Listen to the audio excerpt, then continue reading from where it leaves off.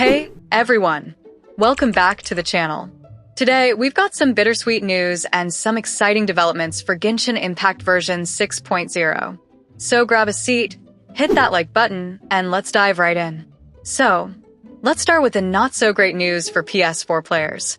As some of you may already know, starting in April 2026, Genshin Impact will officially end support for PS4. Yes, you heard that right. With the game's increasing demand for higher graphical fidelity, PS4 just can't keep up anymore. While it was one of the best consoles of its generation, it's time for players to start preparing for a new system.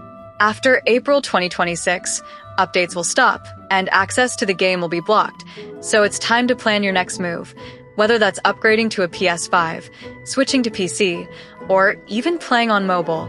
But don't worry, all your in-game progress will be preserved when you transfer to the new platform. So, if you're still hanging on to that PS4, it's time to start thinking ahead. And if that wasn't enough, here's another blow. With the release of the new region, Notkrae, in version 6.0, we're looking at a significant increase in system requirements. This happens every time a new region is introduced, and it's usually a headache for a lot of players. If Genshin Impact has been struggling to run on your device, well, after 6.0, it might be completely unplayable. To give you an idea, on mobile devices, you'll need at least 40 gigabytes of free space, and on PC, you're going to need a minimum of 100 gigabytes. So, if your system is already struggling with the game, it might be time to consider an upgrade. This increase in system requirements is definitely something to keep an eye on when planning for 6.0. Now, let's talk about something exciting. The new UGC mode coming in version 6.0. This mode is going to be a game changer. For the first time, you'll get full customizability for your characters. And I mean full from the character's hair all the way down to their socks. If you've ever wanted to dress up your Genshin characters like ones from other gacha games, this is your chance. But it doesn't stop there. The UGC mode is also getting a huge co-op upgrade.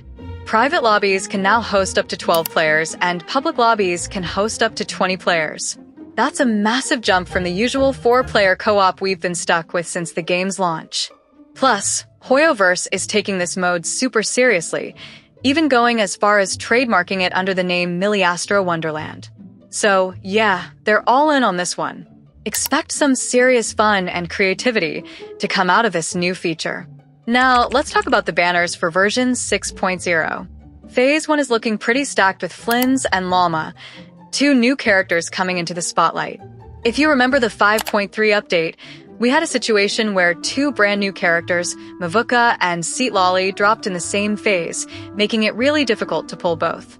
Players were running into the problem of running out of Primo gems before they could get both characters, and a lot of people ended up having to spend extra money to get the pulls they wanted. If you're planning to pull for both Iflins and Llama, you might face a similar issue, having to save up a lot of Primo gems or getting creative with your pulls to get both. Now, moving on to the Chronicle banner for Sumeru, it's going to be part of version 6.0 as well. If you've been saving for some of the Sumeru characters, this is your chance. In the Chronicle Prayer, we'll see the following characters: Dehya, Alhytham, Wanderer, Nilo, Sino. It's great news for those who've been waiting for these characters, especially since we might also see some long-awaited reruns. And, of course, Nahida will have her own separate banner, so keep that in mind if you're trying to pull for her. She is rumored to appear in Phase 2 alongside rerun banner for Yelan.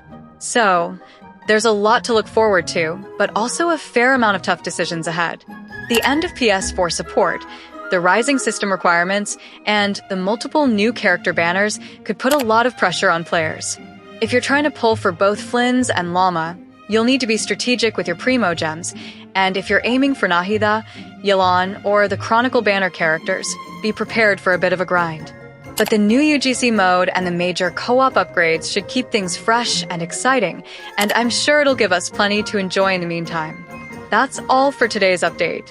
Let me know in the comments how you feel about these changes and which characters you're most excited for in version 6.0. Don't forget to hit that subscribe button for more updates and giveaways, and as always, thanks for watching. Catch you in the next one. All right, now we're talking.